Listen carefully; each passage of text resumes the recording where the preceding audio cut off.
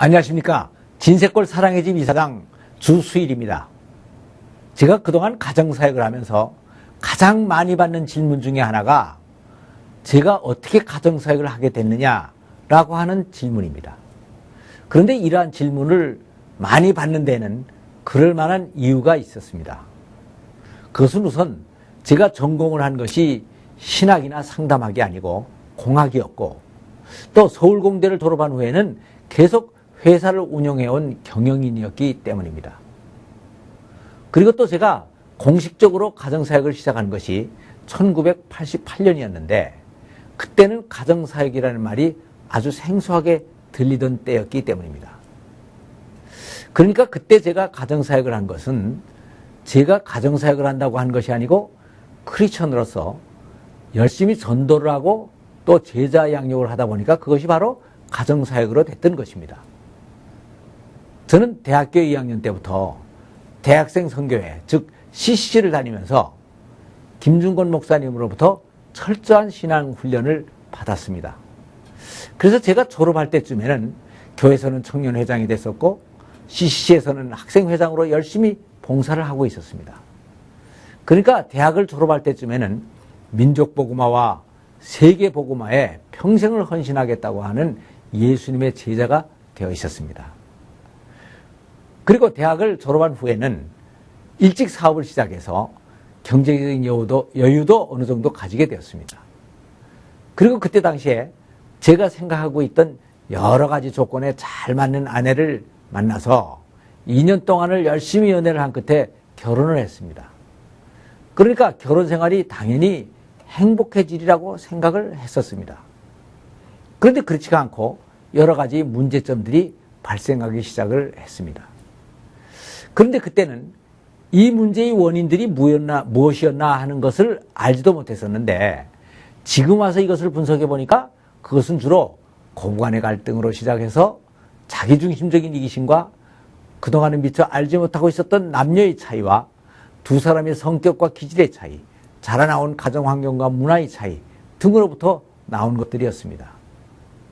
그래서 결혼을 한 지 10년 정도가 됐을 때에는 2년 동안이나 열렬히 연애를 하면서 많이 쌓아놓았던 두 사람 사이에 애정의 탑이 다 무너져버리고 산다, 못 산다라고 하는 문제까지 놓고 심각하게 싸우는 부부가 되어 있었습니다. 그런데 이렇게 이혼까지를 생각하며 부부싸움을 하게 되니까 누구보다도 인생을 모범적으로 잘 살아왔다고 생각하고 있었던 나 자신이 스스로가 괴로워졌습니다. 그리고 이혼이라는 것은 우리 가문에 없었던 일이고 신앙적으로도 도저히 용납될 수가 없는 것이라는 생각이 들었습니다. 그래서 이혼까지 운운하는 아내에게 저는 이렇게 단호하게 얘기를 했습니다. 내 사전에 이혼이라는 단어는 없어. 그러니까 그동안 갈등으로 정이 떨어졌으니까 따로 살 수밖에 없지. 그러니까 당신은 애들 데리고 나가서 따로 사셔. 생활비는 내가 계속 대줄 것이고, 그렇다고 한번 결혼해서 실패한 내가 다시 다른 여자를 사귀고 결혼하는 일은 없을 거요. 그러니까 안심하고 나가서 살다가 혹시 서로 미워하는 감정이 사라지고 다시 서로 필요하다면 그때 합칩시다 하고 얘기를 했습니다. 결국 일종의 별거를 선언했던 것이었습니다. 그랬더니 아내도 그 후에는 이혼이라는 말을 꺼내지 않았고 지금에 와서는 오히려 그때 그렇게 말해준 내가 상당히 믿음직스러웠다는 것이었습니다. 그래서 저는 그 후부터 우리 부부의 문제를 놓고 진지하게 기도를 하게 됐습니다.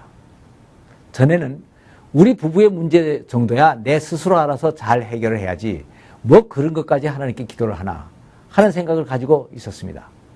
그래서 제자훈련이나 민족복음화를 놓고는 기도를 열심히 했지만 우리 부부의 문제를 놓고는 기도를 하지 않았었습니다. 그러나 지금 이것을 돌이켜보니까 내가 너무 교만하고 믿음도 뭔가 잘못된 것이었습니다. 그래서 그때부터 저는 우리 부부의 문제를 놓고 하나님께 심각하게 기도를 했습니다. 그리고 성경적인 가정생활의 원리들에 대해서 열심히 공부를 하게 됐습니다. 그러다가 저는 하나님께서 인간들이 가정을 이루고 살게 하신 목적과 뜻, 또 부부가 행복하게 살아나가는 성경적인 원리와 가정에서 부부가 하나됨을 이루기 위한 남편과 아내의 역할 등을 깨닫게 됐습니다. 그리고 이것을 저희 결혼 생활에 적용을 하여 살아가기 시작을 했습니다. 그랬더니 상황이 180도로 바뀌었습니다. 부부관계가 회복된 것은 물론 연애 때의 감정이 되살아났습니다. 그래서 저는 똑같은 사람하고 사는데도 그 사는 방법에 따라서 이렇게 다를 수가 있나 하는 생각을 하며 놀라게 됐습니다.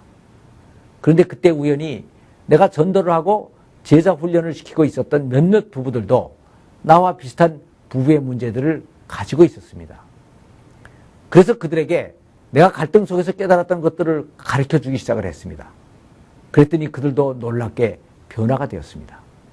그래서 저는 1988년 3월 1일 공휴일을 기해서 미국 CCC 가정사역에서 쓰고 있었던 교재를 번역하고 12가정 정도를 경기도 광주 진세골에 있는 저희 산장에 초청을 해서 1박 2일이 제1회 부부 세미나를 가지게 됐습니다. 그런데 그것이 20년이 지난 지금 469회를 기록하게 됐는데 1회에 평균 25가정, 즉 50명 정도가 참석했다면 23,000명의 수료자를 배출하게 된 것입니다. 그리고 이 사역이 계속되면서 그 중요성이 더욱 부각이 되어 이것을 단순히 나 개인적인 사역으로 할 것이 아니라 정식으로 가정사역 기관을 만들어서 해나가야겠다는 생각이 들어서 1990년에 사회복지법인 사랑의 집과 가정문화연구원을 설립하게 되었습니다.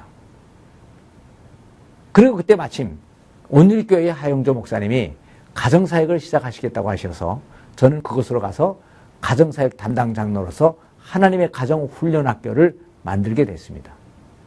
그래서 이 하나님의 가정훈련학교가 지금은 15년 동안에 55기 3,000명 이상의 수료자를 배출하면서 교회 성장의 일익을 담당하게 됐습니다.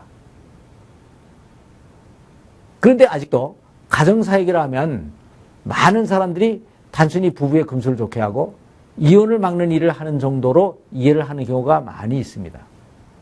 그래서 제가 가끔 신문이나 방송 등에 기자 인터뷰를 하고 나중에 나오는 기사의 타이틀을 보면 부부 갈등의 해결사 주수일 하고 나옵니다.